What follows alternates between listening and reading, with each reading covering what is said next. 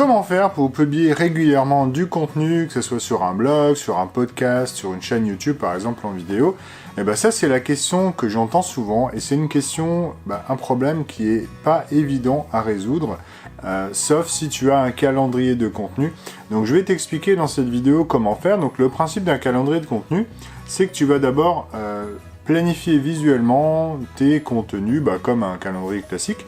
Sauf qu'au lieu d'avoir des rendez-vous, tu vas voir du coup jour après jour quels sont les contenus que tu vas publier. Ce calendrier de contenu peut être utilisé par exemple pour publier la liste de tes articles uniquement, mais si tu fais si tu travailles pas mal avec les réseaux sociaux, tu peux aussi du coup mettre tes réseaux sociaux dessus, et même si tu as un podcast ou des vidéos aussi. Donc on peut comme ça mixer sur une seule vue, si tu veux, tous tes contenus que tu publies dans la semaine. Et puis donc tu peux prévoir comme ça largement à l'avance, plusieurs semaines à l'avance, tous tes contenus. Alors on va voir ensemble comment créer un calendrier de contenu avec Trello. Donc Trello c'est un outil gratuit qui est très utilisé. Voilà, donc je te retrouve sur mon ordinateur. Donc l'idée c'est quoi? C'est qu'on va créer le compte, tu vas créer ton compte en fait sur Trello. Et une fois sur Trello, tu te retrouves sur un affichage un petit peu comme ça. Donc dans Trello, tu as ici ton tableau de bord qui te donne la liste de tes tableaux. En fait, l'idée c'est quoi? C'est que dans Trello, tu as une organisation à plusieurs niveaux. Tu as d'abord les tableaux. Les tableaux peuvent contenir des listes et chaque liste peut contenir des cartes. Je vais te montrer ça tout de suite. On va créer ensemble ton calendrier de contenu. Donc l'idée c'est quoi? On va donc créer un tableau personnel puisque probablement tu es tout seul. Donc moi par exemple, je vais créer calendrier de contenu. Alors il est privé, je lui mets une couleur, allez, en rouge, c'est parti. Voilà, et je crée ici ma première liste. Pour simplifier l'ensemble, ici j'ai récupéré, je me suis préparé en fait la liste des colonnes à créer. Donc la première chose c'est la liste d'idées, d'accord. La deuxième liste c'est les idées validées. La troisième liste que j'utilise c'est recherche terminée. Ensuite, j'utilise en tournage. Je vais t'expliquer juste après pourquoi. Tournage terminé. Enter. Je ferme ça pour la visibilité. Et il m'en reste envoyé sur YouTube. Voilà. Et publié sur le blog. Et puis archive. Voilà. Donc là, j'ai l'ensemble de mes listes. D'accord? Tu vois qu'il y en a pas mal. Ça, c'est un fonctionnement, on va dire, qui est adapté pour moi, puisque je publie des vidéos sur YouTube, et puis ensuite, je fais une publication ensuite sur mon blog. Donc ça, c'est le principe. Évidemment, il faudra l'adapter un petit peu pour toi. Maintenant, je vais t'expliquer un petit peu comment j'utilise ça, et comment, du coup, toi, tu vas pouvoir l'utiliser également. Donc, dans Trello, en fait, tu vas pouvoir ici saisir tes idées. Donc, par exemple, créer une vidéo...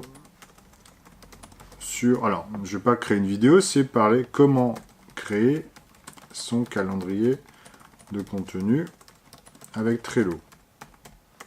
D'accord? Ça pourrait être le sujet du jour qui nous intéresse. Et puis du coup, je pourrais mettre mon idée là-dedans. Ce que je vais faire en fait, c'est qu'à chaque fois que je vais changer ici de colonne, je change mon idée d'état. Et donc là, tu vois qu'en fait, j'ai défini des états automatiquement au niveau de mes listes. Donc le premier état ici, c'est idée validée. Comment ça va se passer? En fait, dans ma liste d'idées, je vais lister tous ceux dont j'ai envie de traiter, d'accord?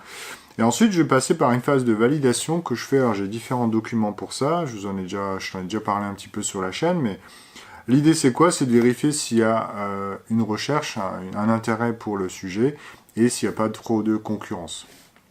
Voilà, c'est principalement les deux éléments que je vais analyser. Donc, imaginons, ce sujet-là intéresse des gens, et il n'y a pas trop de concurrence, je le valide. À partir de maintenant, ce que je vais faire, c'est que toutes les idées validées, je peux automatiquement passer en phase de recherche. Alors, le problème, c'est que là, s'il y a plusieurs idées dans ma liste, je ne sais pas sur quoi je suis en train de travailler. En Trello, en fait, avec ça, on peut rajouter ici, ici, on peut s'ajouter en tant que membre, d'accord? Et donc automatiquement, je vois ma photo sur la carte ici. Et donc je me suis entre guillemets affecté sur la carte. Et donc ça me permet de savoir que je suis en train de travailler sur ce sujet-là. Une fois que mon idée est validée, donc je suis en cours de recherche. Voilà, donc je cherche un petit peu quelles sont les idées, les éléments à traiter. Par exemple, là, j'ai fait de la recherche juste avant, bah, c'est par exemple faire une liste précise de mes différents états. Voilà. Une fois que la recherche est terminée, bah, je change donc ma liste, enfin mon idée dans l'état suivant. Donc là, encore une fois, je sais que la recherche est terminée, donc je peux commencer à faire le tournage. Donc imaginons, voilà, aujourd'hui il fait beau, je me dis, allez, tiens, je vais tourner dehors, bah, je pourrais très bien me dire, ok, je me passe mon idée en tournage. Et pourquoi j'ai fait 2 états là? Parce qu'en fait, le tournage d'une vidéo, souvent, bah, il peut prendre plus qu'une heure et même parfois plus qu'une journée. Si par exemple, tu as des vidéos que tu veux tourner à différents endroits, bah, peut-être que ton idée, ton sujet sera en tournage pendant plusieurs jours. Et puis, bah, à un moment donné, il va peut-être passer en état tournage terminé, donc tu le passes comme ça. Ensuite, bah, une fois que ton tournage est terminé, j'ai oublié quelque chose. Montage terminé, d'accord. Celle-là, je l'ai oublié, donc on va juste le mettre ici. Voilà. Donc une fois que ton tournage est terminé, qu'est-ce qu'il reste à faire? Bah, il reste évidemment le montage de la vidéo à faire. Tac, une fois que le montage est terminé, on passe là-dedans. Ensuite, bah, quand le montage est terminé, j'envoie ma vidéo sur YouTube. Quand elle est envoyée, voilà, bah, je sais qu'elle est envoyée. Alors, les vidéos que j'envoie sur YouTube, je les publie pas forcément tout de suite. Ça dépend en fait de combien j'ai de vidéos d'avance. C'est surtout ça l'intérêt aussi du calendrier. Et voilà, donc comme ça je sais, bah, par exemple là dans cette colonne, si par exemple j'ai 3 éléments dans cette liste-là envoyés sur YouTube, bah, je sais déjà que j'ai 3 vidéos qui sont prêtes sur YouTube, prêtes à être publiées. Donc entre guillemets, je sais que j'ai 3 vidéos d'avance. Ensuite, bah, je crée, une fois que ma vidéo est envoyée sur YouTube, je crée un article sur le blog. Alors ça, je l'ai plus ou moins automatisé, mais il y a quand même des petites manipulations manuelles à faire. Donc je change d'état ici. Et une fois que mon article est publié sur le blog, je passe par une séquence de promotion. Donc je publie un petit peu sur les différents réseaux sociaux. Et une fois que tout ça c'est fait, je passe en archive. Voilà, ça c'est un petit peu le principe. Mais maintenant, je voudrais te montrer encore différentes choses, puisque je t'avais dit au début que l'intérêt de faire tout ça, c'est d'avoir une vision de type calendrier. Alors, on va simplement remettre un peu mon idée tout au début. D'accord? Et ce que je vais faire, en fait, c'est que, en général, quand je passe à idée validée, je peux ici, sur Trello, définir une date limite. D'accord? Donc, par exemple, aujourd'hui, on est le 23. Donc, imaginons que je veux publier ça mardi, le 27. Donc, je fais enregistrer. Ici, donc, j'ai rajouté, tu le vois là, 27 novembre, d'accord? Et en fait, ce qui est intéressant dans Trello, on va pouvoir ajouter ici ce qu'ils appellent des power-up, d'accord? Donc, par exemple, ici, le calendrier. Alors, je vais regarder juste, voilà, par exemple, ça. Donc les power-up, en fait, ce sont des extensions que tu peux installer dans Trello. Et en fait, dans la version gratuite de Trello, tu peux en installer qu'un seul. C'est pour ça que, voilà, il me dit ce tableau a atteint sa limite de power-up, parce qu'on peut en activer qu'un seul. Et puis bah, après, si tu en veux plus, bah, il faut un petit peu, il faut passer, sortir le portefeuille. Voilà, mais en tout cas, ça suffit pour ce qu'on veut en faire. L'idée, c'est quoi? C'est que maintenant, tu as un bouton calendrier qui est apparu ici en haut à droite. Et quand je clique dessus, bah ici j'ai une vision temporelle, on va dire. Donc une vision de type agenda, avec ici mes contenus. Alors, ce qui est intéressant, c'est que quand tu cliques, bah, tu as toute ta carte, évidemment.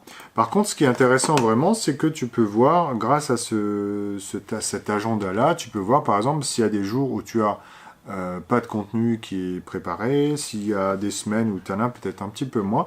Et du coup, bah, tu peux aussi modifier comme ça. Par exemple, imaginons, tu as publié quelque chose le 26 et tu dis, ouais, mardi, c'est un petit peu tôt, donc je vais plutôt le mettre à mercredi.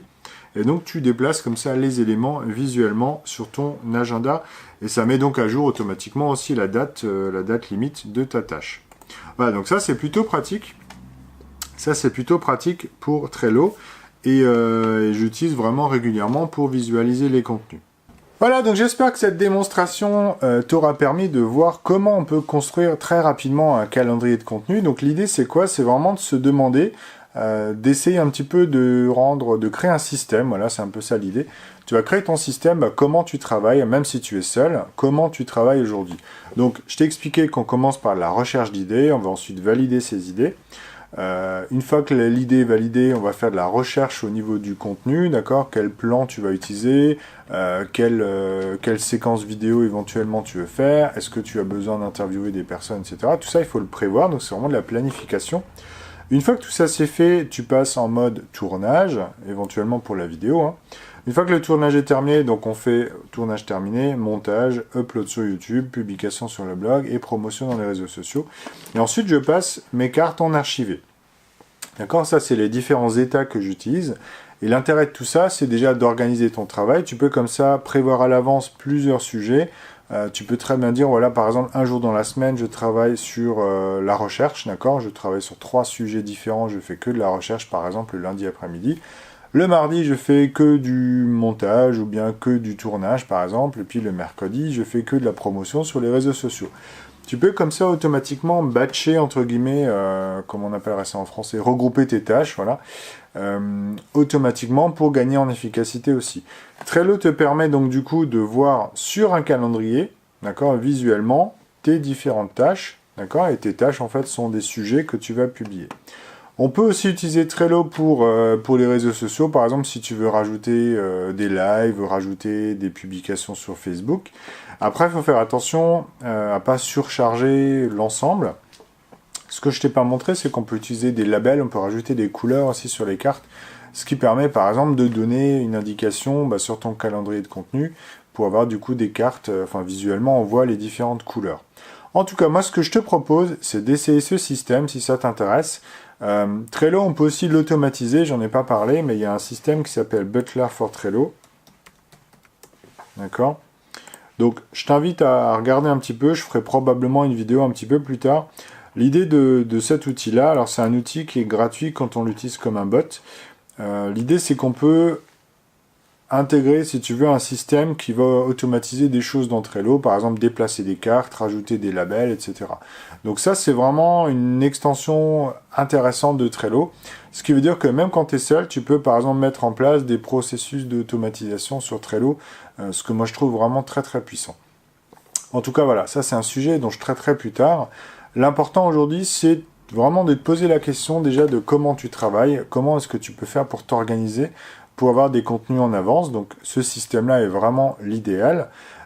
Comment faire pour visualiser du contenu? Tu as vu qu'avec un calendrier, c'est vraiment top. Et donc avec ça, si tu sais que tu as plusieurs vidéos ou plusieurs articles de blog en avance, tu sais que tu vas toujours pouvoir publier de manière très régulière, ce qui est vraiment très très important aujourd'hui sur Internet. Voilà, je te remercie d'avoir regardé cette vidéo jusqu'au bout. J'ai essayé d'être synthétique. N'hésite pas à me poser des questions si tu as des questions sur Trello là-dessus. Et puis moi, je te retrouve dans une prochaine vidéo. Salut!